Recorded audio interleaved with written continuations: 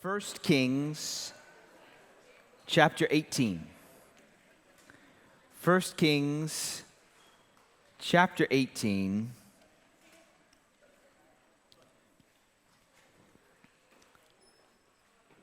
As we continue our series through this very exciting ministry of Elijah, and today's passage does not disappoint. Who is the greatest? Who is supreme?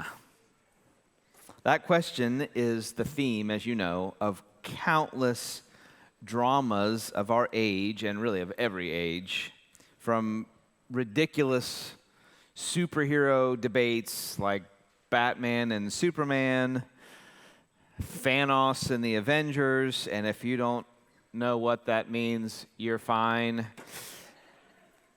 to hypothetical debates about various figures in the sports, Ali and Frazier, Jordan, LeBron. Who is the greatest? It's something that we're drawn to, defining the greatest. And then more serious contests of supremacy take place all throughout history, from the Peloponnesian Wars to the drama of Hannibal and the elephants to the shipwreck of the Spanish Armada, to the global wars of the 20th century, to even as of this weekend, missiles and defense capabilities and wars and rumors of wars. There are always these questions. Who is supreme? And all of those debates, I believe all of those, from the silly and spurious to the very serious and deadly, all of those debates ultimately are echoes of the ultimate version. Who is supreme over all things? Or to use biblical language, who is God? Who is God? Who is the one true God? And not just one among many, who is the ultimate one? Who is the one true God? And this passage we're about to read, it forces upon us the question throughout the generations, who do you believe is the one true God, and what difference does that make in your life? Who do you believe is the one true God, and what difference does that make in your life? I'm going to tell the entirety of this chapter in three sections, all right? There's three sections which we could caption: the confrontation, the fire, and the rain, okay? So we'll just walk through. I'm going to read one section at a time so that we leave the suspense of the story to the very end, the final selection. But let's begin reading in chapter 18 and verse 1. This section I might caption the confrontation. After many days, the word of the Lord came to Elijah in the 3rd year, saying, "Go, show yourself to Ahab, and I will send rain upon the earth." So Elijah went to show himself to Ahab. Now, the famine was severe in Samaria, and Ahab called Obadiah, who was over the household. Now, Obadiah feared the Lord greatly. And when Jezebel, that's Ahab's wife, the queen, when Jezebel cut off the prophets of the Lord, Obadiah took 100 prophets and hid them by 50s in a cave and fed them with bread and water. And Ahab, the king, Ahab said to Obadiah, "Go through the land to all the springs of water and to all the valleys. Perhaps we may find grass and save the horses and mules alive and not lose some of the animals." So they divided the land between them to pass through it. Ahab went in one direction by himself, and Obadiah went in another direction by himself. And as Obadiah was on the way, behold, Elijah met him. And Obadiah recognized him and fell on his face and said, "Is it you, my lord Elijah?" And he answered him, "It is I. Go tell your Lord, behold, Elijah is here." And he said, how have I sinned that you would give your servant into the hand of Ahab to kill me? As the Lord your God lives, there is no nation or kingdom where my Lord has not sent to seek you. And when they would say he is not here, he would take an oath of the kingdom or nation that they had not found you. And now you say, go and tell your Lord, behold, Elijah is here. As soon as I have gone from you, the Spirit of the Lord will carry you, I know not where. And so when I come and tell Ahab and he cannot find you, he will kill me, although I, your servant, have feared the Lord from my youth. Has it not been told, my Lord, what I did when Jezebel killed the prophets of the Lord, how I hid 100 men of the Lord's prophets by 50s in a cave and fed them with bread and water? And now you say, go tell your Lord, behold, Elijah is here. He will kill me. And Elijah said, as the Lord of hosts lives, before whom I stand, I will surely show myself to him today. So Obadiah went to meet Ahab and told him, and Ahab went to meet Elijah. When Ahab saw Elijah, Ahab said to him, is it you, you troubler of Israel? And he answered, I have not troubled Israel, but you have, and your father's house, because you have abandoned the commandments of the Lord and followed the Baals. Now therefore send and gather all Israel to me at Mount Carmel, and the 450 prophets of Baal and the 400 prophets of Asherah who eat at Jezebel's table. Lord, bless the preaching and the believing of your word. Scene 1 of 3, the confrontation. We're brought into the moment when the drought has been lasting for 3 years, the drought that Elijah prayed for to reveal the impotency of Baal, the false god, who is supposed to be the god of rain and thunder and lightning, and yet God withholds rain as a direct assault on his claim to supremacy. This drought has been going on, and God decides now is the time for confrontation. So he tells Elijah, go show yourself to Ahab. And the famine, as you note in verse 2, is severe in Samaria. Now we're introduced into this man somewhat randomly called Obadiah. And he actually gets a somewhat lengthy description.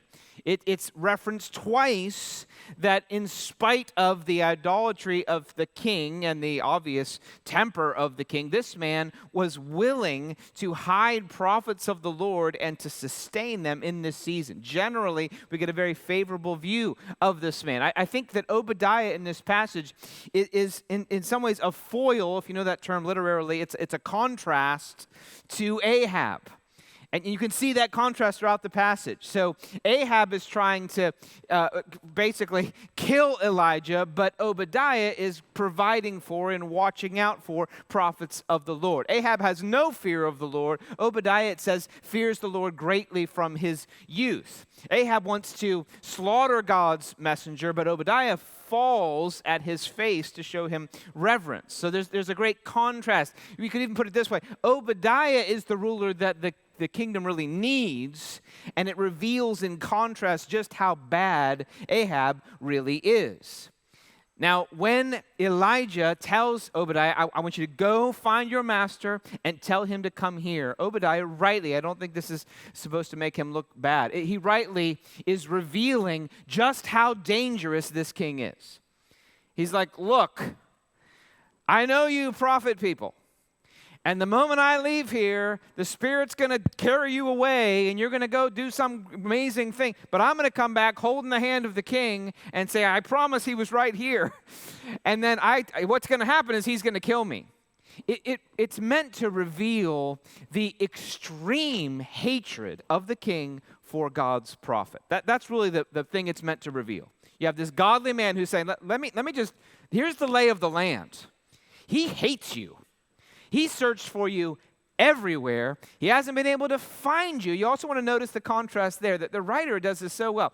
Obadiah is led by the Lord and randomly bumps into Elijah when Ahab has been searching for him everywhere. And he can't find him, and his servant randomly walking up the road bumps into him. So after 3 years of hunting for a prophet, requiring promises, you have to swear that you don't have him in your territory, this servant finds him with apparently no trouble at all. So the whole passage is designed to show the absolute powerlessness of this man who has trusted in Baal. He can't find him, and his servant finds him. So I want you go find the king and bring him back here. And we see the point. God is determined now to bring this confrontation about. So Elijah, as the mouthpiece of the Lord, makes it very clear. I will surely, in verse 15, show myself to him today. He reassures Obadiah, this is the moment. I'm not going to put you in a vulnerable position. I'm not going to do that to you. This is the moment of confrontation. It is going to happen. One small note that I think it's worth learning from Obadiah, we won't linger on him, but he's worth meditation because he is a man who lives in the midst of an idolatrous and secular culture and is required at some level to do what he can to serve his master, the king, who's actually the king of the land, and yet at the same time to have a greater fear of the Lord. He's actually a wonderful study in what it looks like to serve in the midst of a secular culture. He's not called to be a prophet, and yet he does everything he can to serve a higher good of following the Lord. So he's a wonderful study, and I think actually relevant for people today in various positions. He keeps the Lord's fear above all things, but it's not as though he doesn't serve in some way, serve his country and his king. A very, very helpful and brief and delightful actually study in what this man does. But for now, what he's doing is he's now being sent. Notice that the servant of Ahab is now the servant of Elijah. Notice the reversal that's beginning to take place. He is now being sent and he summons the king. The king is now being summoned. You notice that? The king is now being summoned. The whole passage builds again and again on this theme of who's actually in control. And even these subtle and almost amusing ways in which God sets it up such that the king has to be summoned. He has to be sought after like a little child. No, come over here. And so here he comes. And having been sought, we notice in verse 17, when Ahab sees Elijah, he calls out to him, "You troubler of Israel." You notice that in verse 17. And in one sense, he's right. Elijah prayed that God would send a drought. God responds to him. God sends a drought. It's God's plan. So in one sense, yes, he has brought the trouble of discipline on the land. And isn't it the case, isn't it always the case, that those who are worshiping idols, their greatest annoyance is the people who are calling them out? Isn't that the case today? You know what's really bothersome is that you people won't just let us do whatever we want. That you're always talking about it. Why don't you just let us do whatever we want? That's essentially what Ahab says. You're the problem. You're the problem. And throughout the generations, not that everyone's Elijah, not that everyone's called to call for a drought, but the godly representatives are ironically the ones called out for being the troubler, when the reality is it's those that defy God that are actually troubling the land. It's often the case, and is the case here, but Elijah is called to state the reality of things. I have not troubled Israel, not ultimately. You have, because you have rejected the Lord and have followed the Baals. That's what's going on actually. You're annoyed by my voice. You're annoyed by the discipline of the Lord. You don't like that. But the reality is you have rejected God. And you are experiencing, as the king of God's people, what God promised you would if you reject him. You, he says, are the troubler of Israel. And then Elijah sets up the contest. I want you to bring every false prophet you have. Bring them all.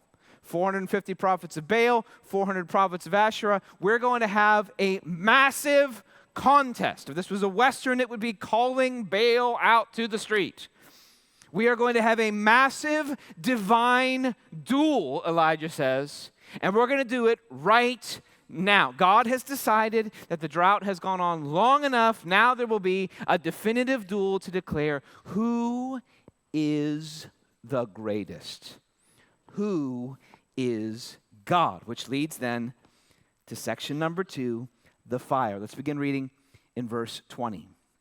So Ahab sent to all the prophets of Israel and gathered the prophets together at Mount Carmel. And Elijah came near to all the people and said, "How long will you go limping between two different opinions? If the Lord is God, follow him. But if Baal, then follow him."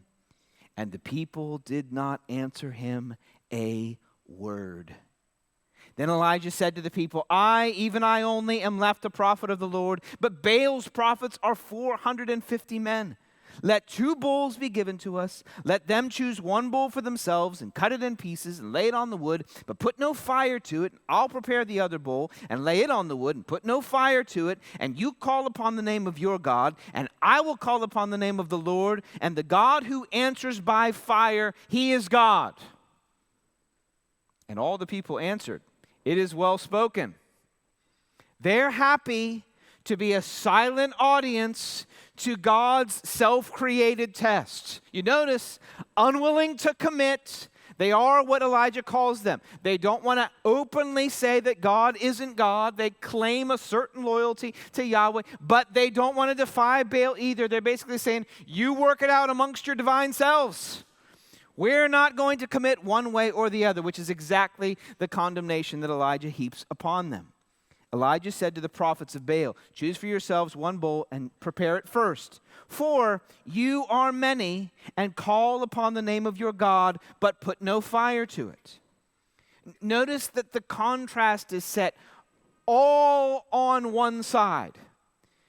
Elijah says, you go first. First of all, there's 450 of you. Now just imagine, this is a couple hundred people here on a Sunday, a few hundred people. 450 prophets of Baal are there surrounding 1 bull on an altar, and all that happens, all of these guys apparently are involved. It is overwhelmingly one-sided, and not just physically. Since Baal is literally the god of rain, the god of lightning, the god of the heavens, we could put it that way. He's the God that produces the fertility on the earth because he can provide rain, lightning, and so forth. It is as if God sets up the contest in Baal's own wheelhouse. He's like, here's what we're going to do. We're going to go to Samaria. We're going to gather all of your people. We're going to set up a contest in your area of expertise. It'd be like saying, look, we have 2 athletes. One is a boxer, one is a swimmer, and we're going to say, well, let's see who wins a boxing contest. Let's see who can shoot better than Steph Curry. Let's see who can swim better than Michael Phelps. We'll set it up in your lane. We'll see how that goes. All of this, culturally speaking, is on the one side. All of it is on the one side. Every expectation was, well, whatever else Baal can do, he definitely is the God of the heavens. Definitely. So he sets it up. These prophets in verse 26, they take the bull that was given to them, and they prepared it, and they called upon the name of Baal. Listen to this. Remember, 450 guys from morning until noon saying, "Oh, Baal, answer us." But there was no voice, and no one answered. And they limped around the altar that they had made. So this is apparently 3-4 hours of declaring. And Elijah's just sitting there, watching. The passage is meant to have this increasingly awkward, painful. My wife says there's a word in Spanish for when you're embarrassed for somebody else, and there isn't a word quite like that in English. I thought, what is the word? It's kind of like it was cringy. This is cringy. All right, this is the ultimate embarrassing moment. This is your wheelhouse. You're the God of lightning and rain. We've been shouting 450, not just a few of us, all of us, for 3 hours.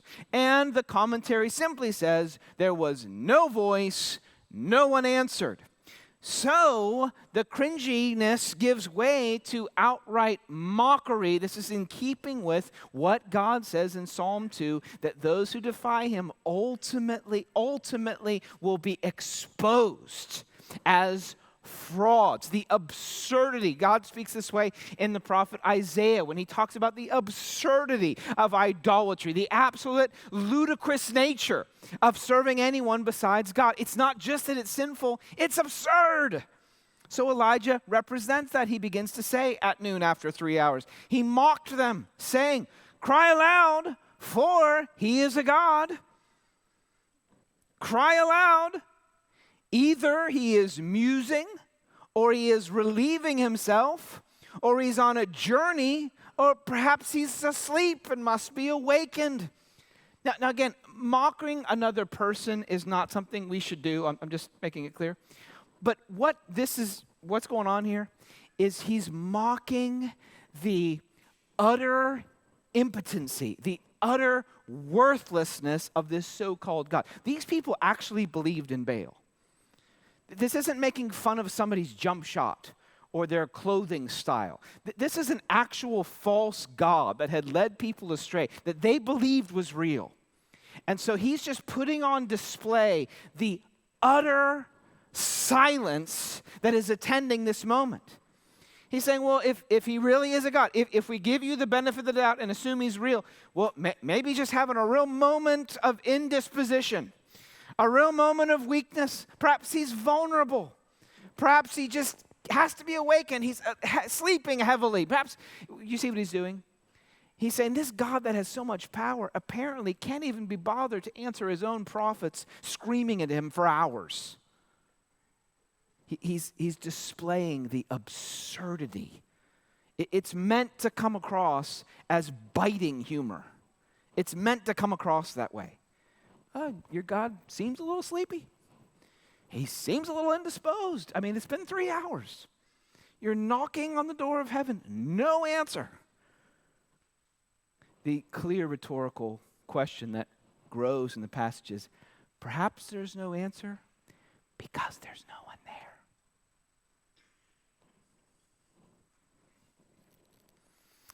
They are unconvinced. So verse 28, they cried aloud and cut themselves after their custom with swords and lances until the blood gushed out upon them.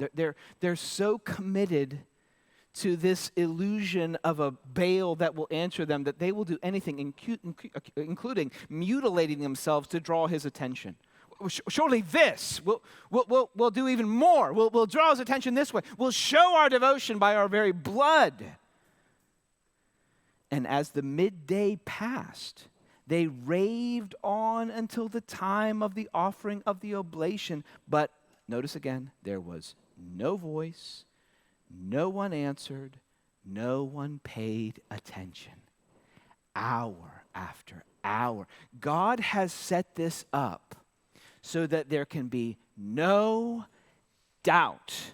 Hour after hour. No one can claim, well, we didn't quite do enough. We didn't quite call enough. There weren't quite enough prophets. We asked him to do something that's not really his main thing. We didn't show our devotion enough. No, he's given them everything they could want. Every condition you could possibly want has been met, and hour after hour. If there was a God, Baal, he has allowed himself to be utterly humiliated. Then in verse 30, notice the contrast again. Elijah said to all the people, "Come near to me." And the people came near to him, and he repaired the altar of the Lord that had been thrown down. Elijah took 12 stones, a reminder of their history, according to the number of the tribes of the sons of Jacob, to whom the word of the Lord came, saying, Israel shall be your name. He's reminding them that God claimed them for himself. Even the structure of the altar is a reminder, God claimed you for himself. And with the stones he built an altar in the name of the Lord. And he made a trench about the altar. Notice he's just going to set even more of a contrast. He makes a trench as great as would contain 2 seahs of seed. He makes a little ditch, and he put the wood in order and cut the bull in pieces and laid it on the wood. And then he says, notice this, God is committed to an absolutely certain revelation of who is the greatest. He says, fill 4 jars with water and pour it on the burnt offering and on the wood. And he said, do it a second time. And they did it a second time. And he said, do it a third time. And they did it a third time. And the water ran around the altar and filled the trench also with water. This is not what you do when you're building a fire. This is not the fire building wisdom. He just dumps water. He says, no, I want you to do it again. 4 more jars just dumped all over do it again. There's water. The point here is like this is now a soggy, sopping mess of wood and cut pieces of meat, which, as you know, doesn't light very easily anyway. It's just sopping. There's water all around the outside of it, and he has no matches. He's not going to touch it. What's overwhelmingly clear is there is no physical explanation for what is about to happen. Zero physical explanation. And notice also the anticipation of what's to come, because water is extremely precious right now. How precious is water in the midst of a 3-year drought? He takes jars of water, pours them 3 times onto the ground and onto the wood. He must know something's coming. He must know something's coming. And then, after it's sopping wet, he says in verse 36, at the time of the offering of the oblation, Elijah the prophet came near. Notice the simplicity of this prayer.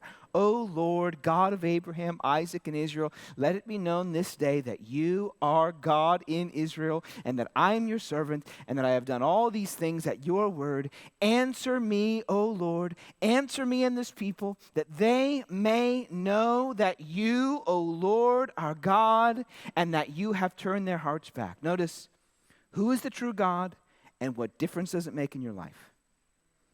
Then, notice, one prayer. I mean, you got to get yourself into this moment. They have been screaming themselves hoarse for 6 hours. They're bleeding. They're exhausted. They have just done everything. This is a sopping mess. One prayer after hours. One prayer. Then, verse 38, the fire of the Lord fell and consumed the burnt offering and the wood and the stones and the dust and licked up the water that was in the trench. It's a firebomb from heaven. Have you seen pictures of those kind of burnt out areas where there was some kind of artillery barrage, perhaps? God does that in this very isolated way. It is gone. The dust is gone. There was an altar there. It says it burns up the stones. It's a smoking crater of divine power display in an instant.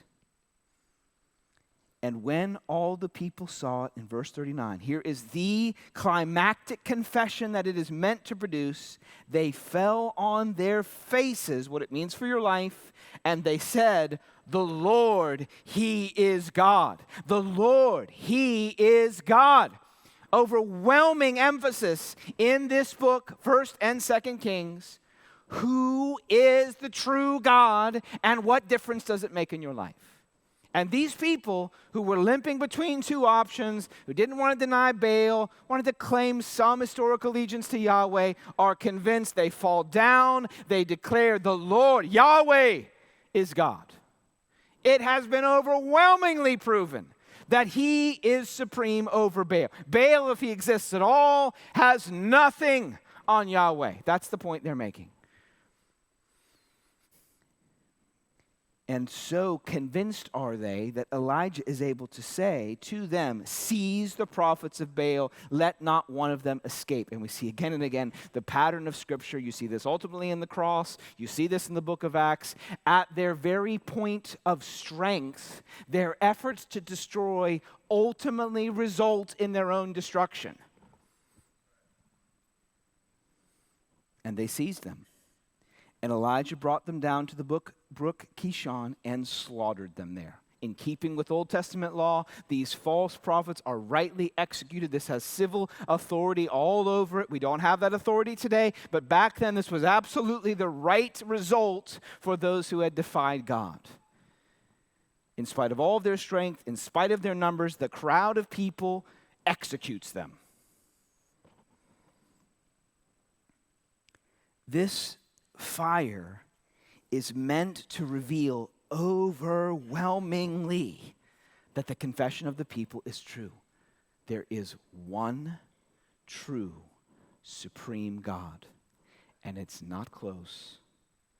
This wasn't a touch and go contest. This wasn't a split decision. This wasn't a buzzer beater. This was an annihilation from beginning to end. This was 9 million to 0. that this was absolute, devastating sovereignty. There has never been a contest in all the history of contests that was such an overwhelming display of supremacy as this one. And here's the point. The people leading up to this moment had actually believed there was a question. They came into this saying, it's even money. It's even money on this contest. Boy, the commentators were split. Yeah, I could go either way on this one. And at the end, there's the altar of the Baal prophets standing untouched. There's a crater, and there's a slaughtered mound of the bodies of Baal's priests. Baal has been utterly defeated. Utterly defeated, and yet God is still not done. After it's been made overwhelmingly clear that he has control of the heavens, so that should he want to bring the rain back, there would be no question about who it was that was bringing the rain back. If there was a Baal, he would have done something now. Now that that's been made overwhelmingly clear, God has something else to do. Section number 3. The rain. And Elijah said to Ahab, get up, eat, and drink, for there is a sound of the rushing of rain. So Ahab went up to eat and to drink, and Elijah went up to the top of Mount Carmel. And he bowed himself down on the earth and put his face between his knees. And he said to his servant, go up now and look toward the sea. And he went up and looked and said, there is nothing. And he said, go again 7 times. And at the 7th time he said, behold, a little cloud like a man's hand is rising from the sea. And he said, go up. Say to Ahab, prepare your chariot and go down, lest the rain stop you. And in a little while the heavens grew black with clouds and wind, and there was a great rain. And Ahab rode and went to Jezreel, and the hand of the Lord was on Elijah, and he gathered up his garment and ran before Ahab to the entrance of Jezreel. It strikes me as just a delightful indicator from God. After this overwhelmingly decisive moment, a single prayer, God sends fire from heaven. Elijah has to go and pray 7 times. And the first indication is a little cloud deep on the horizon. It's an indicator of something we'll see again next week and following, that though God has answered in decisive power, in general, it is still the season of faith. It's so interesting to me because we want it to be the case that all the answers are like the fire, and so did Elijah, and we find out later in the book, even the next chapter, that Elijah had an assumption that this is the end of faith. Faith is now over. We've reached a moment of sight. But no, God says, no. Even immediately, when you know there's going to be rain, you're going to have to pray 7 times. What's the difference? It's the same guy. He prays once and fire falls from heaven in front of a crowd of people, probably thousands of people. Now he has to pray 7. He prays and then he prays again. What's the difference? The mysterious sovereignty of God and the reality that this remains the season of faith. The season of sight is not yet. The same man sees abrupt and immediate answer, and then he has to endure in prayer. As he goes to Ahab, he tells him by faith, you better get going because you're in a chariot and it's hard to drive when there's mud. There hasn't been rain for 3 years. There's no mud. There is no mud, okay? He's saying, listen, it's similar to Noah. There's never been rain. Listen, we're building a boat. Why? Well, this might be hard to believe. There's going to be so much rain that we're going to need a boat. He says to Ahab, you better get going. There's going to be mud. Why? Well, I saw a cloud this big on the horizon, But at that point, even Ahab is willing to concede, well, I don't want to be totally defiant of Elijah. Clearly, there's some level of connection that he has. And then, in response to this prayer, which we read about in James, we are meant to emulate this level of faith. Because Elijah is just a man like us.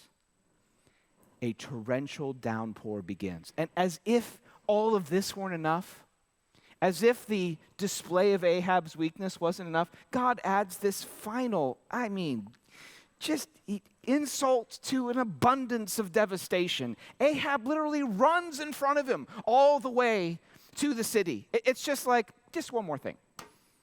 Just one more thing. I'm faster than your horse. It's a delightful display of Psalm 2, God mocking the powers of the age that dare to defy him. You can't find me. You can't kill me. Your God can't stop the drought, send the fire, or start the rain. Even your horse can't outrun me. It's meant to display the utter impotency of anybody that defies God, ultimately. And their apparent strength in the meantime, God's people are meant to say, it is temporary, and it is God's restraint. As powerful a sign, it's worth noting, as the fire was, in the larger context, the drought was killing the land. The drought was the ultimate display of the false religion of Baal. And now that Baal has been shown to be powerless, God, in utter mercy, sends the rain again. Ahab, as Baal's representative in the passage, is shown to be utterly weak, categorically defeated, 0 on the scoreboard. That's what Ian Provan, the commentator, says. He says, from the moment Elijah meets the king, he dominates him.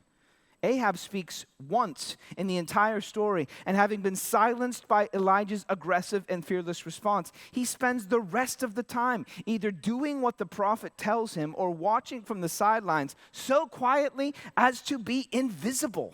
He is as impotent as the God he worships. Elijah's win over him is as comprehensive as his win over the prophets of Baal.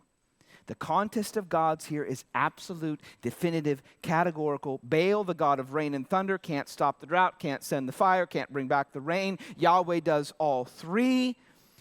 Elijah is alive. The prophets of Baal are dead. The overwhelming, passionate shout of the story on the lips of the people is, the Lord, He is God. It screams through the generations and to us in this school building this morning, who is God? And what difference does it make in your life? Who is God, and what difference does it make in your life? And the pattern of this, remember, I think normally it's the case that in the Old Testament we should look for patterns.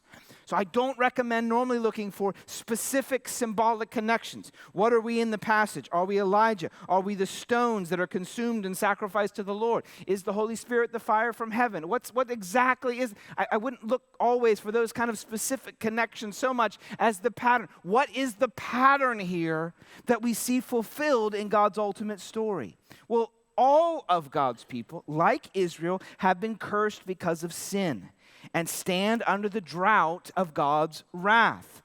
The powers of the day, of every day, and of our day, seek false gods, or at most claim to follow God when they really worship false idols. And don't we see that today in our country? The claim to follow God along with a life that defies Him. Aren't there many that limp between those two opinions today? But in the end, in this story and ultimately, God will vindicate His glory. He will do this through the one that was crucified in weakness. Don't just see the apparent weakness of God's message and word in that moment when Elijah is surrounded by hundreds of false prophets, by people who will not choose to follow one or the other, who are ambivalent and distance themselves by a false king who is seeking to kill him. Don't you see the pattern that will ultimately and climactically be revealed in Jesus Christ? That though He was crucified in weakness, and in that moment, the diabolical shouts of evil were louder than ever, even on Mount Carmel. But he was vindicated. And as Paul writes, he triumphed over them, putting them to, listen to the irony of the statement, it's just like Mount Carmel, putting them to open shame by the cross. The very moment that's supposed to be Elijah's shame turns into shame for Baal and his followers. Just in the same way that the very moment that's supposed to be the shame of Christ is actually the open shame of his enemies, because he is vindicated. And in the end, that one will reveal God's final vindicated glory when his enemies are condemned and utterly judged, and his people receive the rain of his blessing poured out on them again. This passage it's just like a miniaturized snapshot of all of history. It's like a miniaturized snapshot of the moment in which we live. The prophets of God seem rare and few. The powers of evil seem mighty and passionate. The numbers of those who defy God or those who limp between two opinions seem overwhelming. And we live in the moment where we are waiting for the vindication. We've seen many singular moments, but we're waiting for the ultimate moment. We're praying for that moment to finally come. This moment is a snapshot of history. It's a snapshot of the greatest question of our lives. Who is the one true God? And what difference does it make for you? What difference does it make for you right now, this week, in the choices that you make? Who is the greatest? Who is supreme? Who is the one true God? And what difference does it make in your life if we believe this confession? The Lord, he is God. He is supreme. He, by his Son, though he was crucified in weakness, has revealed his ultimate glory, and we belong to him. We are his people, called by his own love. We belong to him. Small, yes. Insignificant, humanly speaking, yes. But we look forward to the ultimate vindication. Is that what you believe? Is that what we practice? There is one true God. He has ultimate and complete power. And our lives should be lived on our faces before him. What does that mean practically for us? Let me give you 3 examples and we'll close. If we believe this passage, it means we reject the false gods and the compromise of our day. We reject it. It means that on the crucial issues of our day, we are not like the people who gave no answer. Rather, we give an answer. What do you believe? The Lord, he is God. His word is true, and I will follow him come what may. We reject the false gods, and there are many false gods and compromises today. There are people who claim to be following Jesus and yet defy Jesus' word. There are people who claim to be worshiping themselves. The self-god Baal, if I had to pick one, the self-god is the Baal of our day. Self-identity, self-realization, self-centeredness, self-actualization. It is the Baal of our day, and we reject that as a God in favor of the God who is God. No, we are not our own God. We do not define our own life, our own future, our own purpose. No, God and God alone. We are meant to be his servants, to belong to him. God has made us for himself and not ultimately for ourselves. So today, Baal is not worshiped, but self is worshiped, and we reject the self-God that is the Baal of the day, And we reject the claim that you can worship Jesus and worship yourself at the same time. We reject. We consciously and imperfectly, but passionately reject the false gods and the compromise of our day. Secondly, we tremble at God's final judgment on his enemies. We tremble. This passage is just, it's the smallest little microcosm of the end of the age. God did it enough times in biblical history to prove that he would do it. The fact that he doesn't do it more is astonishing patience and mercy. That's the point Peter makes when he reminds everybody, there was a flood. This idea that, well, God surely doesn't care and he's become a little more indulgent in his old age. No, there was a flood. It wiped out everybody but God's people. This moment is a picture of the end of history. Those who defy God will perish. They will be judged. That phrase should cause us to tremble. It is true, and it will be ultimately true at the end. He took them to the brook and slaughtered them there. It should banish from our mind some thought of an indulgent, grandfatherly gift giver who is not a warrior against his enemies. It should cause us to tremble at God's final judgment. It should cause us to live in such a way that people come to us and want an explanation for why we're not living for this world. So that we can say to them, this world ultimately will end. I'm living in this world, but I'm not of this world. I'm living in this world to serve you like Obadiah did, but ultimately I fear the Lord.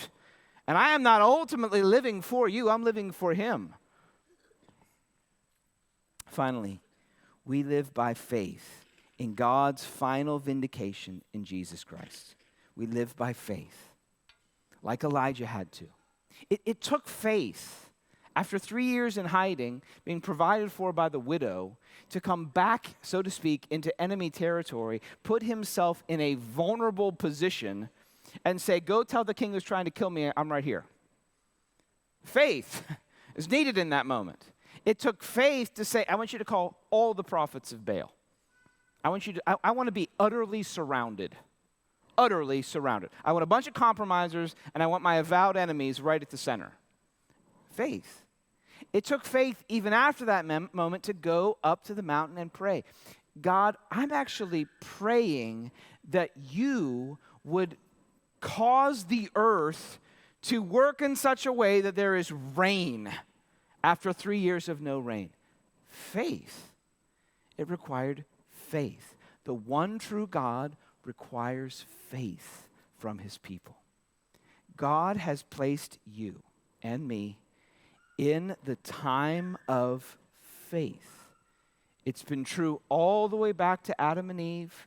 It was highlighted with Abraham. It continued all throughout the journey of biblical history. It was revealed ultimately in Jesus Christ, who said, into your hands I commit my spirit. And then it continues in the church age. Faith. We live for something we don't see.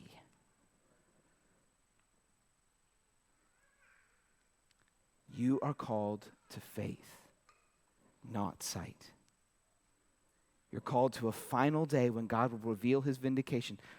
Maybe he'll do that in small ways throughout your life, but ultimately, his covenantal blessings won't be seen until he returns and sends them from heaven.